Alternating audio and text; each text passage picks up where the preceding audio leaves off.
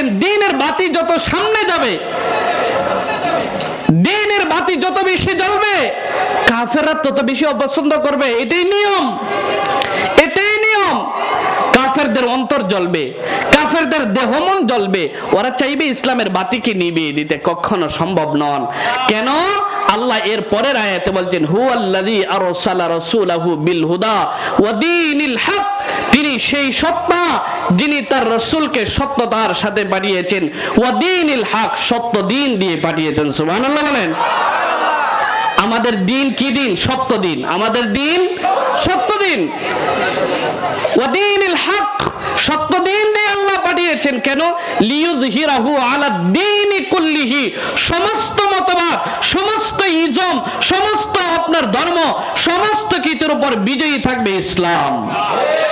বিজয়ী থাকবে কোন ধর্ম? বলেন, বিজয়ী থাকবে কোন ধর্ম? ইসলাম। এখানে একটা জিনিস স্মরণ রাখেন, ইসলামকে আল্লাহ দ্বীনে আপনার পাঠানোর পিছনে, রাসূলদেরকে দুনিয়াতে পাঠানোর পিছনে আল্লাহর সুবহানাহু ওয়া তাআলার দ্বীনের মৌলিক দুইটা চাহিদা। কয়টা চাহিদা? এক নম্বর চাহিদা তাবলীগে দ্বীন, দ্বীনের প্রচার প্রসার। এক নম্বর দ্বীনের প্রচার প্রসার, তাবলীগে দ্বীন মানে দ্বীন প্রচার প্রসার হবে। এই জন্য নবী রাসূলরা মানুষের কাছে দ্বীনের দাওয়াত দিয়েছেন, দ্বীনের তাবলীগ করেছেন, মানুষের কাছে পৌঁছাই দিয়েছেন। রাসূল ইন্তেকালের সময় মানুষকে বলেছেন বাল্লিগু আন্নী ওয়ালাউ আয়া, তোমরা আমার পক্ষ থেকে একটা আয়াতও যদি জানো, একটা কথাও যদি জানো, সেটা অন্যদের কাছে পৌঁছায় দাও। তাহলে দ্বীনের কাছে, অন্যের কাছে পৌঁছায় দেওয়া, তাবলীগ করা, মানুষকে দ্বীনের পথে আহ্বান করা, দ্বীনের পথে মানুষকে ডাকা, এটা আল্লাহর নির্দেশ। কার নির্দেশ? বলেন, কার নির্দেশ? আল্লাহর নির্দেশ। রাসূলদেরকে পাঠানোর দুইটা মৌলিক চাহিদার একটা হলো তাবলীগে দ্বীন, দ্বীনের প্রচার প্রসার, আর দুই নম্বর হচ্ছে তাগলিবে দ্বীন, দ্বীনের বিজয়। দ্বীনের কি? বলেন, দ্বীনের কি? ইসলাম এক নম্বর উদ্দেশ্য, ইসলামের প্রচার প্রসার, আর এক নম্বর উদ্দেশ্য হলো ইসলামের বিজয়। ইসলামের, বলেন, ইসলামের। এজন্য ইসলামের বিজয় ও দ্বীনের চাহিদা। এজন্য শুধু দ্বীনের প্রচার করলেই হবে না, দ্বীন প্রচারে যদি কেউ বাধা দেয়, তার বিরুদ্ধে দাঁড়ায়, তার বিরুদ্ধে দাঁড়ায় তাকে প্রতিহত করাও ইসলামের চাহিদা। এজন্যই মুসলমান যদি দ্বীন বিরোধীদের বিরুদ্ধে দাঁড়ায় যায়, যে না খেলে না খেবো, না পড়লে না পড়বো, এরপরও আল্লাহ দ্রোহীদের সামনে, খোদা দ্রোহীদের সামনে, আমেরিকার সামনে মাথা নত করব না, আল্লাহ তাদের মাথা উঁচাই রাখে। America, NATO, German, Japan, England সব মিলেও তাদের মাথাকে মাটিতে নোয়াতে পারে না। উদাহরণ সামনে আছে না নাই? উদাহরণ সামনে আছে না নাই? আল্লাহ কোরআনে কারীমে বলেছেন, আমি আর উদাহরণ দিব না, লম্বা করব না। আল্লাহ কোরআনে কারীমে বলেছেন ওয়ালাউ আমানা আহলুল কুরা ওয়াত্তাকাউ লাফাতাহনা আলাইহিম বাবাম মিনাস সামা। আল্লাহ বলেছেন যে যদি জনপদের অধিবাসীরা ঈমান আনে এবং আল্লাহকে ভয় করে, তাহলে আল্লাহ আসমান জমিনের খাজানা খুলে দিবেন। সুবহানাল্লাহ, সুবহানাল্লাহ বলেন না। আসমান জমিনের খাজানা কার কাছে? বলেন না, কার কাছে? আরো জোরে বলেন, কার কাছে? আল্লাহর কাছে। সূরাতুল মুনাফিকুনের একটা আয়াত শুনেন, আল্লাহ সুবহানাহু ওয়া তাআলা বলছেন মদিনার মুনাফিকরা একবার বসে মশওয়ারা করছে, আপনার পরামর্শ করছে। কি পরামর্শ? হুমুল লাযিনা ইয়াকুনু লা তুনফিকু আলা মান ইনদা রাসূলিল্লাহি হাত্তা ইনফাদু। মদিনার মুনাফিকরা বৈশা পরামর্শ করছে। কি পরামর্শ?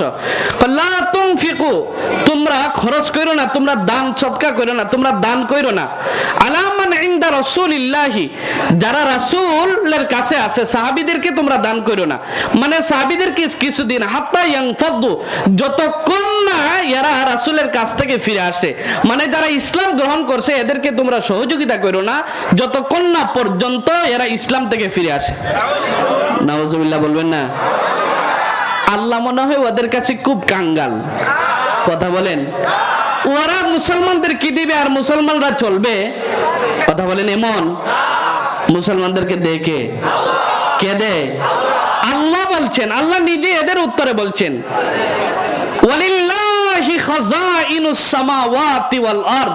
আরে তোরা দিবে না, তোরা না দিলেই কি, তোরা দিলেই কি আর না দিলেই কি, আল্লাহিল্লাহি খাযাইনুস সামাওয়াতি ওয়াল আরদ, সপ্ত আকাশের খাজানা আল্লাহর কাছে।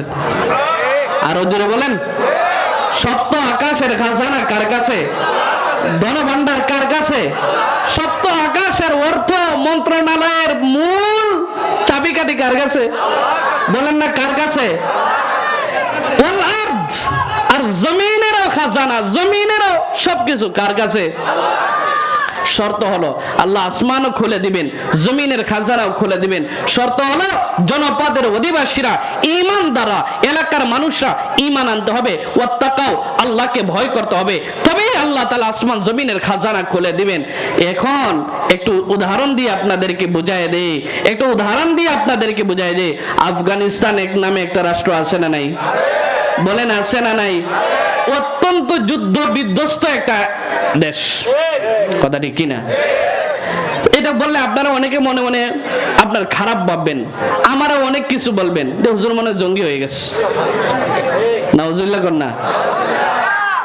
কোনদিন দেখছেন যে, আমি তো আপনাদের 3 বছর আছি, কোনদিন দেখছেন যে হুজুর একটা ছুরি নিয়ে হাঁটতেছে? দেখছেন না? কেমনে দেখছেন? হ্যাঁ, এই তো ঠিক আছে। দেখছেন কোন সময়? এছাড়া আর দেখছেন? এছাড়া আর দেখছেন না? ওইটা তো আপনাদের কাজে গেছে, আমার কাজে না। ওইটা তো আপনাদের ছুরি নিয়ে গেছে, আমার ছুরি না। এই হুজুর আসতেছে, একটা চেয়ার দেন, আমি শেষ করে দিচ্ছি। ওটা তো আপনাদের কাজে গেছে, আমার ছুরি না। তো যাই হোক, কি বলছিলাম? আল্লাহ বলছেন ওয়ালিল্লাহি খাযাইনুস সামাওয়াতি ওয়াল আরদ, আসমান জমিনের খাজানা কার কাছে?